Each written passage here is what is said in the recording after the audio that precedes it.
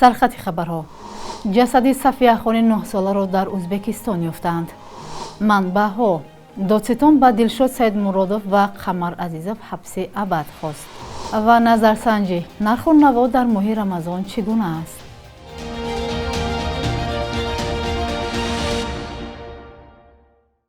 سلام بیننده های عزیز، به برنامه نویدی بامدادی خوش آمدید. دوامی چند دقیقه بعدی شما را با آخرین خبرهای تاجیکستان و جهان آشنا می سازیم. امروز چهارشنبه 13 مارس است. پیوندانش گفتند جسد صفیه خان رحمتوی 9 ساله از خوجند که به باوری آنها در دریای سیر غرق شده بود در حدود ازبکستان یافت شده است. در اداره حالتهای فوق‌العاده در ولایت سوغد خبر را تصدیق کرده اما جزئیات ندادند. میسر رحمتوی بیبی صفیه خان شام 12 مارس به رادیو زاده گفت با آنها خبر رسید که جسد دخترشان را یافتند ولی هنوز پیکر شناسایی نشده است. الحال لباس ها دلیل تخمین زدن آن شدند که آن صفیه خان است. از لباس شناختند و او در پنجره آبانبار درمانده بوده است. پدرش و دیگر نزدیکان دیگر برای گرفتن جسد به ازبکستان رفتند. باید روز 13 حجت ها را آماده کرده به تاجیکستان میارند، گفت او. در اداره حالتهای فوق‌العاده ولایت سوغد گفتند 10 روز پیش به عنوان کمیته حالتهای اضطراری ازبکستان نامه فرستاده بودند تا در یافتن جسد نورسی تاجیک مدد کنند. از این بیشتر جزئیات ندادند. صفیه خان رحمتوی روز 7 فوریه امسال ناپدید شد. ثبت دوربین‌های نظارتی بار آخر او را در کوچه به نام رحمان نبی‌وی شهر خوجند نشان داد. در این کوچه حولی رحمتوی جایگیر است و در روبروی آن دریای سیر می‌گذرد. منبع‌های رادیوزادی میگویند دادستان برای گمانبران در پرونده قتل شهرت اسمت اللهیف معاون پیشین رئیس آریان بانک سالهای دراز زندان طلب کرده است. از جمله حبس 1 عمری برای دلشاد سیدمرادوف مشهور با لقب دلشاد اسپی و صاحبکار قمرالزمان عزیزوف. یک منبع آگاه از پرونده روز 12 مارس به رادیوزاده گفت در عموم دادستان برای 4 گمانبر حبس 1 عمری و برای 10 نفر دیگر از 3 تا 14 سال زندان خواسته است. منبع دوم در دادگاه عالی تاجیکستان هم تصدیق کرد که بعد از طلب دادستان دادرس به خانه مشورتی رفت. به گفته او روزهای نزدیک حکم دادگاه نسبت به 14 نفر صادر می شود. نظر جانب‌ها به جریان مرافعه و طلب دادستان معلوم نیست.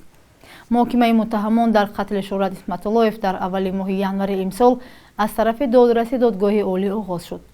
مرافعه در بازداشتگاه موقتی می‌گذرد و برای همین گرفتن اطلاع درباره آنچه در داخل می‌گذرد مشکل است. یوسف رحمان دادستان کلی تاجیکستان در ماه فوریه امسال هنگام نشست خبری گفت در رابطه با ربودن و قتل شهرت اسمت اللهیف به ضد 18 کس پرونده گشودند. از اینها 14 نفر در کرسی عیبداری نشستند، 2 نفرشان در کافت و کاب و 2 گمانبر دیگر فوتیدند. در روزهای اول ماه شریف رمضان الکی شکایت‌ها از بالاروی نرخ و نوا در بازارهای کشور صدا می‌دهند. ساکنان تاجران را به انصاف دعوت می‌کنند ولی تاجران می‌گویند به دلیل نرخ‌ها را بالا نبردند. در یک نظرسنجی همکاران ما از ساکنان شهر بختر ولایت ختلان درباره نرخ و نوا در بازارهای این منطقه پرسیدند. پاسخ آنها را یکجا می‌بینیم. نرخ نوا وزمین شده سازی بازارونده. چی می‌خریم؟ مکرون می‌خریم، می‌شود картошка, пёс. Ну, желательно, конечно, желали бы все наши люди подешевле, но это товар, это рынок. Мы здесь ничего не можем сделать. Рынок рулит всей экономикой страны. Базар. Biz vaziyet هم میدونی کار نیست. زندگی هم وقتی نه.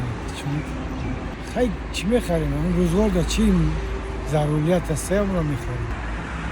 چه در چه روزمون چه در کوریمون می‌خریم. شوای نرخ هست همون نرخ. خریدیم برای رمضان. نمیدونم ما قشلاق زندگانی میگم نرخ نبرو شهر دانست نمیدونم. نرخ نمیدونم یه دام وزبین قیمت. جون محاج به هیچی. کنسا کم ای انا ما 3 نفریم هر سیم کنسا میریم.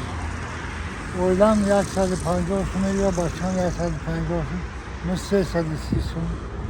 اینجا بود میتونی 900 متر یا سوید متری налоги خونه را میدی.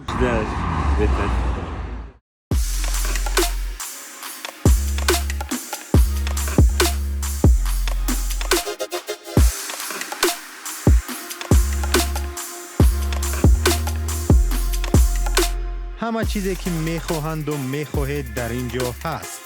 تازه ترین اخبار، گزارش های ویدیویی، شرح حادثه و تحقیقات ژورنالیستی. زمینه رادیو آزادی را نصب کنید و همه این را با انگشت زدن به تلفن هوشمند خود به دست بیارید. دادگاه شهر خوجند یک راننده کیروکش یا تاکسیست را برای تبلیغ عقیده‌های افراطگرایی رویه دینی سلفیه به 5 سال زندان محکوم کرده است. فعالیت رویه دینی سلفیه از سال 2009 این جانب در تاجیکستان ممنوع بوده. از سال 2014 با قرار دادگاه عالی کشور سازمانی اکستریمیستی اعلان شده است. با نوشته دادگاه شهر خوجند، عمر جان عبدالجبارов ساکن 47 ساله شهر خوجند با آن گناهگار شده است که سال 2020 هنگام مهاجرت کاری در روسیه قرار داشتنش با ترغیب و پهن کردن عقیده‌های افراطی مبلغان تشکیلات اکستریمیستی رویه دینی سلفیه مشغول شده است. به نوشته منبع، عمر جان عبدالجبارov سال 2023 وقتی به شهر خوجند برگشته به کیروکشی مشغول می شود، بازداشت و آخری همان سال به 5 سال زندان محکوم شده است. نظر محکوم شده دسترس نیست. واتیکان روز 12 مارد گفت شرط اساسی برای صلح در جنگ روسیه و اوکراین این است که مسکو به تجاوزکاری‌هایش پایان بخشد. این اعلامیه پس از اظهارات بحث برانگیز پاپ روم فرانسیس صدا داد. رهبر 87 ساله کاتولیکای جهان روز یکشنبه گفت اوکراین باید جرأتی نشان دادن پرچم سفید را داشته باشد تا با روسیه مذاکره کند و جان شهروندانش را نجات دهد. اظهارات او با واکنش‌های تند کیف و همپیمان‌هایش روبرو شد.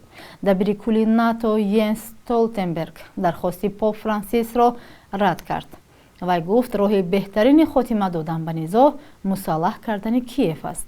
روسیه 2 سال پیش 24 فوریه سال 2022 علیه اوکراین جنگ به اساس آغاز کرد. در نتیجه آن از دو طرف هزاران نفر کشته شده، میلیون ها تن بی خانه و درماندند. در بخش یک روز تاریخ همکارمان خیرمان بقازاده از مهمترین تحولات تاریخی برای امروز خبر می‌دهد.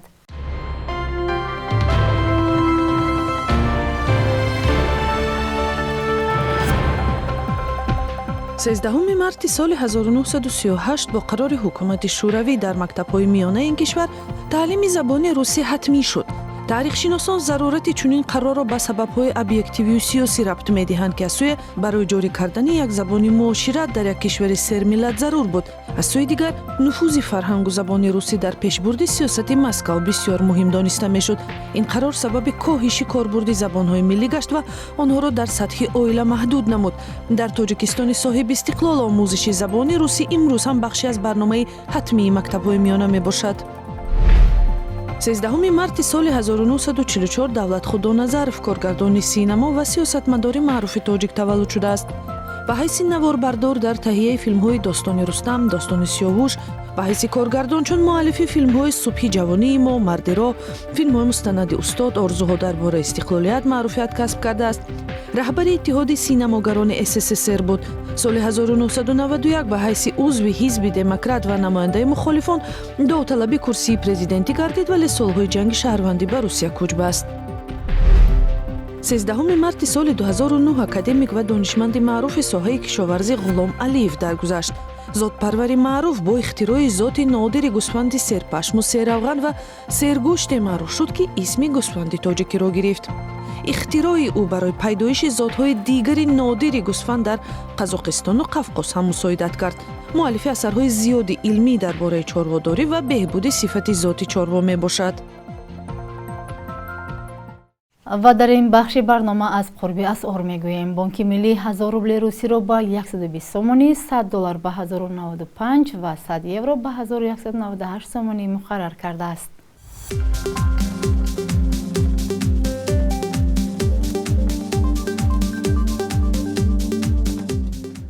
بیننده های عزیز، تشکر که تا این لحظه ها ما را همراهی کردید. اخبار از این بیشتر را می توانید دوام روز در سامانه و صحیفه های اجتماعی رادیو آزادی پیدا نمایید. تا فردا در همین وقت و ساعت خیر.